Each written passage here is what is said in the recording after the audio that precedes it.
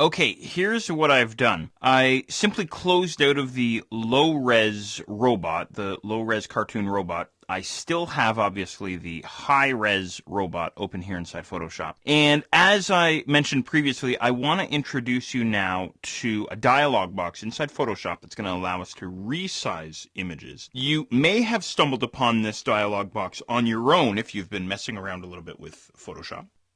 He's called the Image Size dialog box, and he's found underneath the Image menu. So head up to the Image menu up at the top, and then there you will find Image Size. Now, here's a keyboard shortcut that you may want to commit to the sticky note that you have hanging off the bottom of your monitor. And that is, on the Mac side here, Command-Option-I, or on the Windows side, Control-Alt-I. And the reason why I suggest that you memorize or try and remember this keyboard shortcut is this is one of these dialog boxes inside Photoshop that you'll find yourself coming into a lot. Let's go ahead and head into the dialog box there. So again, image size. Here we are. Before I really get tearing into this dialog box, I want to say this, that if you were to email me an image, if you were to email me a photo or a graphic or something, the first thing that I do is I get the file open inside Photoshop and I hit Command-Option-I or Control-Alt-I on the Windows side to get into this dialog box, because I want to know what I'm dealing with right off the bat. I want to know what resolution I have inside this image. I want to know the dimensions, both the print dimensions and the pixel dimensions, and so on, right? I want to know what I'm dealing with, right? So bear that in mind as you're working along inside Photoshop.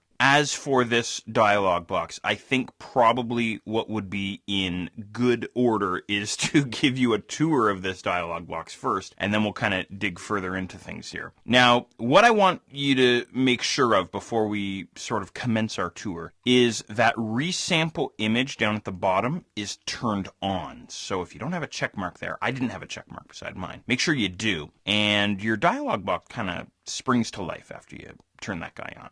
So let's begin our tour of the image size dialog box. There's a lot in here, obviously. At the top of the dialog box, we have the pixel dimensions for our image. And again, you may recall from the previous exercise, we have 1500 pixels in width and 1500 pixels in height. So these are the number of pixels or the dimensions of our document, of our image as measured in pixels. Below that, we have the document size. Sometimes I think of this as the physical size or the print size of our document. If I were to go and print this image off on my printer, it would come out at these dimensions, 5 inches by 5 inches. And then below that, we have the resolution of our image as well, 300 pixels per inch, right? And then below that, we have some check boxes and we have a drop-down menu down at the very bottom. We'll get to all this stuff. It gets a little bit more involved here. But at this stage of the game, I think what I want to make sure you understand is if you are working on an image that is destined for your website or perhaps your blog or something like this, in other words, an image that's related to web design,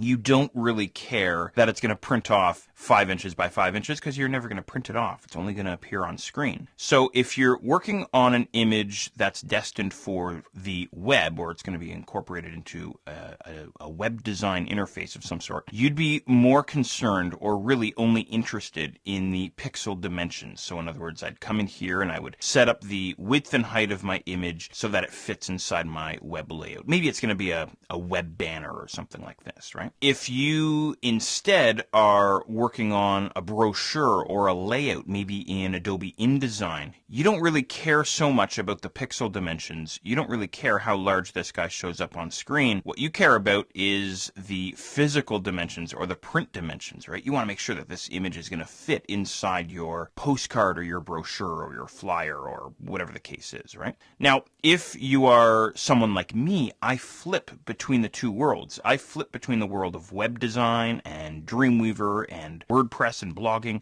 and the world of print design and Adobe InDesign and Adobe Illustrator and all this good stuff. So oftentimes what I'll do is I'll flip between the two areas inside this dialog box depending on the task at hand. So I hope that's all good. There's still more that I want to show you inside this dialog box, and I think what I'll do is I will go further with you inside this dialog box in the next video.